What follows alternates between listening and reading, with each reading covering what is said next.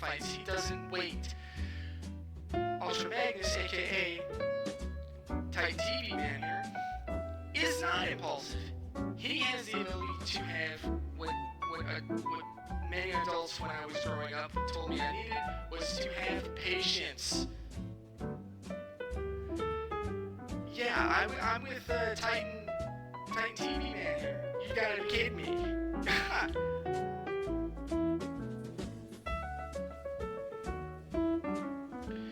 Alright, so he knocks him down. Look at that in the background. So now, not so smug looking now, are you? You're now on the ground, double cannons of fire here. Look at that. Look at him go. Look at him. Oh, hang on. Pause. Hang on a second. What? I just also realized that the desktop was muted. My bad, y'all. My bad. But let me think on this for a second here. Let me walk you guys through this, okay? So you have all these guys in the background who show up as we go, right? And then you have Titan Cameraman, who absolutely, in the most diabolical way possible, grabs his head, slams him into the ground with the single one-liner, Optimus Prime coded once again, hitting him with "You're mine." Again, Optimus versus Megatron vibe here. G-Man is Megatron. Keep this in mind. It will be important in the future. Anyways, so Titan Cameraman proceeds to slam him to the ground, "You're mine," and then hits him with the twin cannons of death here. These absolute beams. Okay. G-Man is screaming, he's on fire. What is going on back here? Okay, Mutant jumps up here. What is in his hand here? What is that? Is that like the hockey puck of death? Because that's what it looks like. Because if it's his hand, he jumps up onto the Titan Cameraman's back. Oh, hang on a second. Alright, there we go. He jumps up on the Titan Cameraman's back there. And in fashion, I don't know what he's trying to do. Like, you would think at that angle here, it wouldn't make much sense of an attack. But let's see. Look at that, right there. So he shoots it. What is that? Yo, Skibidi community, is that the hockey puck of death? What is that? Anyways, I don't know what else that could be other than hockey puck of death, but let's keep moving. Okay, so he hits him, tosses him around. Ooh, nice. Acid Ooh, parts. Oh, that's not good. Must have been a Jeep Wrangler transmission right there. My bad, Jeep fans, my bad. I gotta give you crap. I crap on American cars all the time. I've owned only one British car, and it was a 72 MG Midget. You can see that on my YouTube channel. But anyways, I crap on American cars all the time because they have such ridiculous issues, but I would never, ever, ever own anything of a modern foreign car because what the hell is that? Also, what the hell is a kilometer? Anyways, let's keep moving. Oh, cameraman is Mr. Arm from the acid tag. That's not good. Rips off one of the cannons, knocks him down. Titan cameraman's got him. Oh no. Oh, he can't sustain that. Alright, once again. Everybody jumps to play impulsively. Again, very bottom of his court. Jumped straight into that fight instantaneously. Didn't even hesitate. Look at this, right? We're going to go back. We're going to watch that again. No, right about. No, right there. Jumps into the fight. Hang on, we might have went just a little too far there. Yeah, right here. So he jumps into the fight. Knife in hand. Pissed, impulsive, crazy, ready to attack. Bad G-Man live again. Shooting him as well. Knocks him in.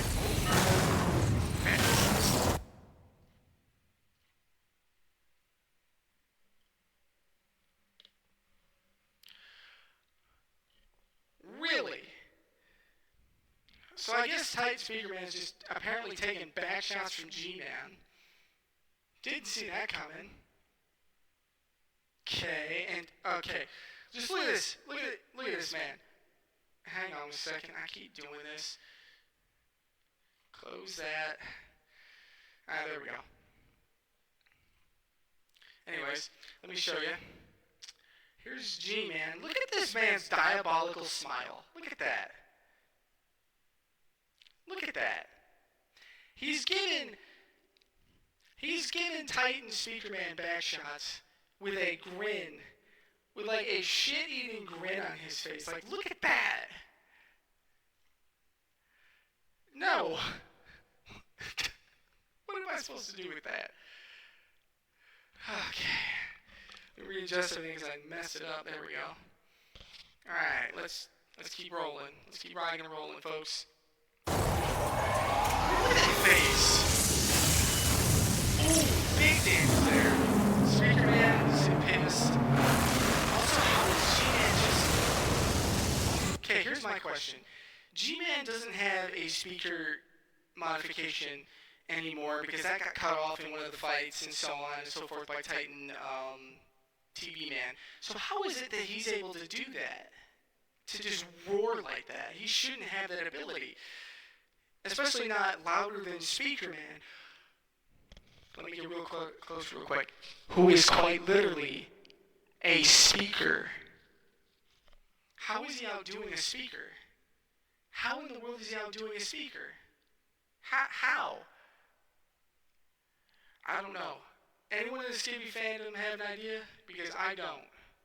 I can't honestly think of a good reason, unless he's a clone and there's a speaker input somewhere. But moving forwards. Oh, Thomas! Feet? Okay, titancameraman is here. Stab. Took out one of his shields. Oh, okay, we gotta discuss that. Okay, gonna mute the desktop here. We're gonna go back into this. I'm gonna switch you over to my face. So, Titan TV-man jumps in this fight here with G-Man looking like this, diabolical. Sword comes down, stabs, misses, gets on his back there. On his back, I don't know if you guys picked up on it, but he grabbed one of those, like see right here, grabs one of the back pieces of armor with his spike, and it's now covering the spike. And the spike has went through it, so it's still able to be used. And in this, so the right next line that G-Man says is, "Wait, you need me." Why didn't you lead with that, my guy? You might have been able to convince the Alliance to be on your side going forwards when the Astros inevitably do show up. But that's besides the point. Why didn't he lead with that? Other than just, like, I don't understand it. Why wouldn't you lead with your strongest, like, compelling argument? And even then, he isn't even saying why they need him. It's just the argument of, oh my God, you need me. That's not a good argument, G-Man. But let's keep going.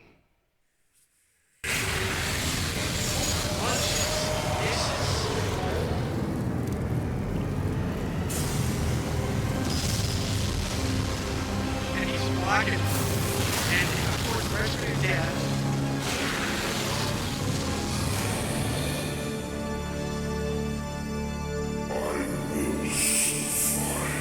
Okay, pause. I'm gonna grab a drink of my pink lemonade, my strawberry lemonade here for just a second. That's good. Okay. That line, "I will survive," is what G-Man just said. I've used this concept in every time in almost every story that involves the ghost of Ottawa, my main character, he is willing himself, quite literally grabbing the script out of Boom's hands, crossing out the idea of him dying there and rewriting G-Man survives on sheer willpower alone. Let me repeat that again. He grabs the script out of Boom's hands, crosses out G-Man is weakened and killed by Titan TV Man's red screen of death, and instead writes in, I will survive, or G-Man survives on sheer willpower alone. That is insanity. But let's keep going. Let's finish up this fight.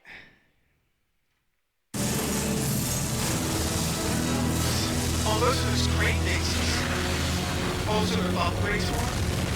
Smacks Titan TV Man and flies off.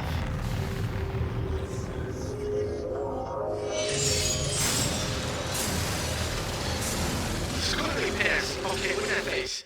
Okay. Now let's dive in a little more of my theory here. Like I said, Titan TV Man is cored around Ultra Magnus. You guys have already seen what he looks like from the last episode.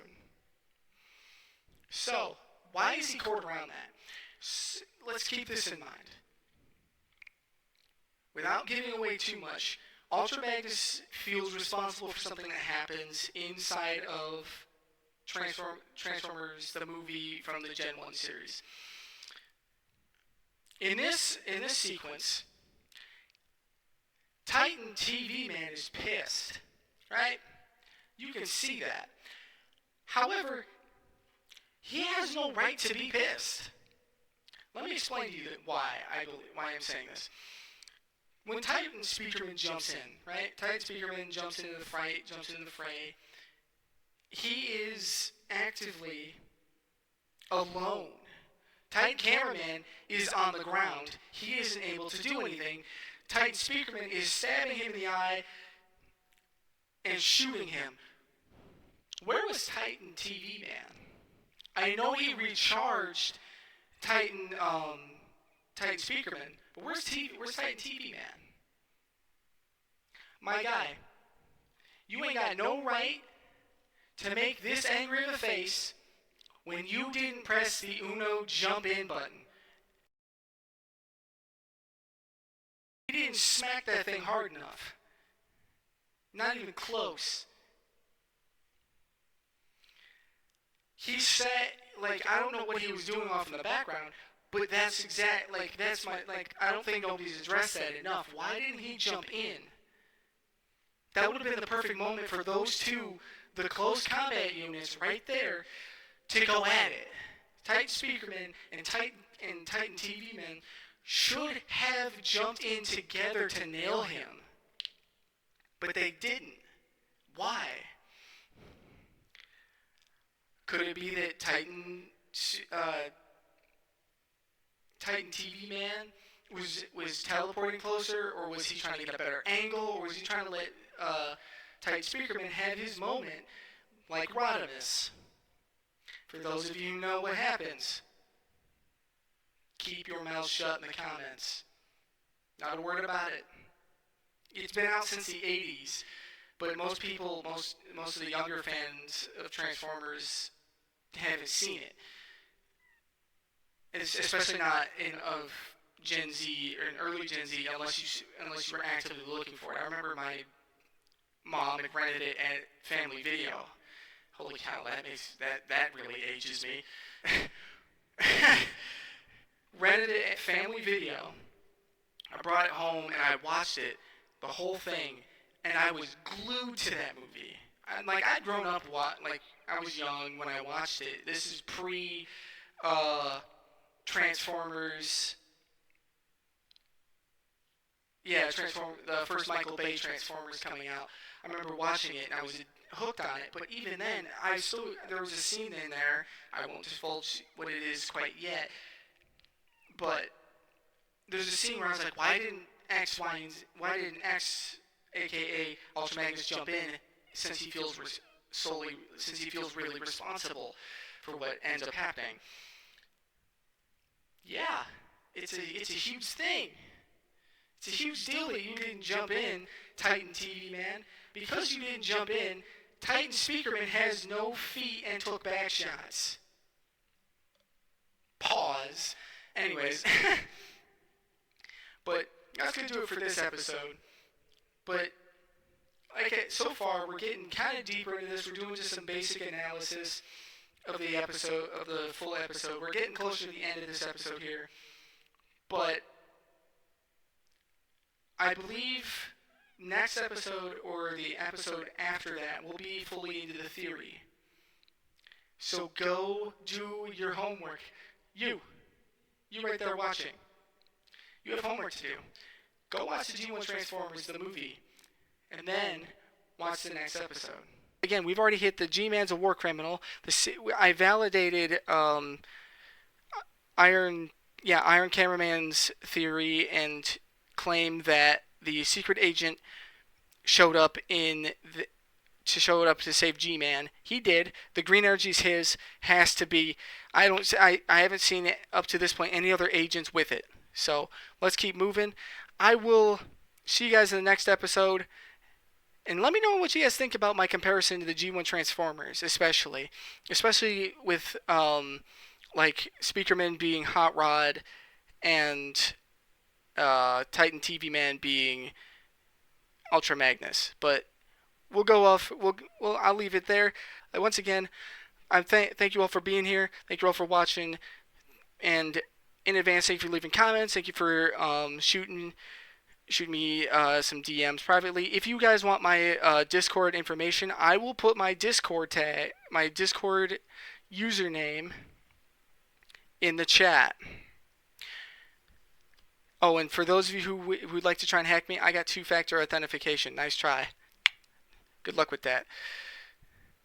But moving forwards, you guys can DM me. I'll probably set up a Discord server for all this stuff. I've wanted to do that for a minute. I just haven't.